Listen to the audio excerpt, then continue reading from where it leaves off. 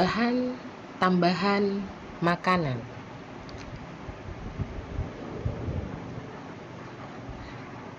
Selamat datang di mata pelajaran analisis proksimat. Perkenalkan, saya guru kalian dengan profil. Nama saya Wefrina Maulini SSI. Saya menamatkan pendidikan saya yaitu Sarjana S1 Kimia FMIPA di Universitas Sumatera Utara. Jabatan saya sekarang adalah Kepala Laboratorium SMK Negeri 3 Medan. Pengalaman kerja saya, Asisten Dosen Laboratorium Ilmu Dasar FMIPA Kimia USU, Asisten Dosen Laboratorium Kimia Fakultas Kedokteran, Guru PNS di SMK Negeri 3 Medan sampai sekarang, penulis buku analisis proksimat jilid 1 yang saat ini dipublish di website Ditpesmk.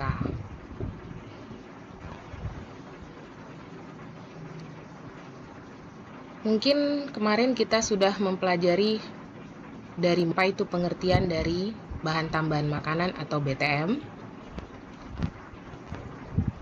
Bahan tambahan makanan adalah bahan atau campuran bahan yang secara alami bukan merupakan bagian dari bahan baku pangan, tetapi ditambahkan ke dalam pangan atau bentuk pangan. Antara lain bahan pewarna, pengawet, penyedap rasa, anti gumpal, pemucat, dan pengental. Aturan Permenkes mengenai tentang BTM, yaitu Peraturan Menteri Kesehatan Republik Indonesia Nomor 722, Strip Menkes, Strip Per, Strip 9, Strip 88. Dalam peraturan ini telah dijelaskan BTM itu adalah bahan yang biasanya tidak digunakan sebagai pangan dan biasanya merupakan ingredient atau komposisi khas pangan, mempunyai atau tidak mempunyai nilai gizi. Jadi BTM itu sengaja memang ditambahkan ke dalam pangan yang bertujuan untuk meningkatkan dan mempertahankan nilai gizi dan kualitas makanan.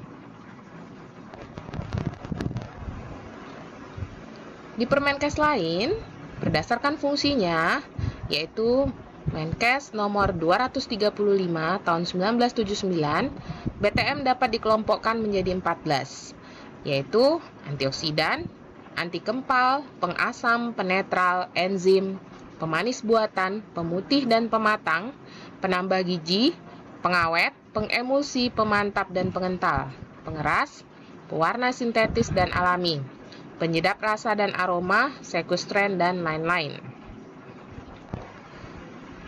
Ada beberapa bahan tambahan yang dilarang ditambahkan pada makanan, yaitu boraks.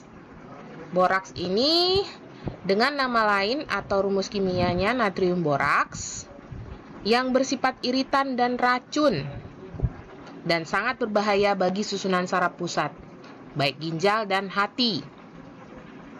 Jika diulang-ulang digunakan secara kumulatif akan tertimbun di dalam otak, hati, dan jaringan lemak.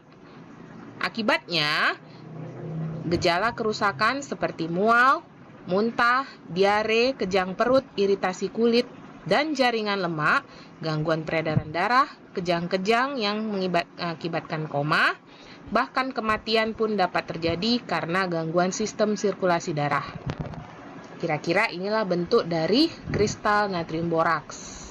Warnanya putih, sifatnya keras. Mungkin di laboratorium pernah kalian gunakan pada saat pelajaran analisis kuantitatif, ya, AKK, ada menggunakan natrium boraks ya. Kita gunakan sebagai bahan kimia untuk menstandarisasi larutan asam basa. Bahan tambahan yang dilarang ditambahkan pada makanan lainnya, ada asam salisilat. Pernah dengar asam salisilat? Asam salisilat biasanya kita temukan di aspirin atau dengan nama lain orthohydroxybenzoic acid. Aspirin itu bersifat analgesik dan antiinflamasi. Aspirin dapat mempengaruhi jumlah asam folat dalam darah yang mengakibatkan iritasi ketika terhirup atau tertelan. Asam salisilat ini juga mengganggu kesehatan yang menyebabkan nyeri, mual, muntah jika tertelan. Asam salisilat sering diberikan di pengawetan pada makanan, seperti misalnya ikan, ya. Dan bahayanya juga apabila kita konsumsi sehari-hari tidak baik, karena ini adalah obat. Obat itu adalah racun jika dikonsumsi tidak sesuai pada tempatnya. Ini adalah struktur dari orthohydroxybenzoic acid, asam salisilat, atau nama dagangnya aspirin. Kemudian yang lainnya ada chloramphenicol. Chloramphenicol ini adalah antibiotik dan biasanya orang menyalahgunakan ini sebagai bahan pengawet.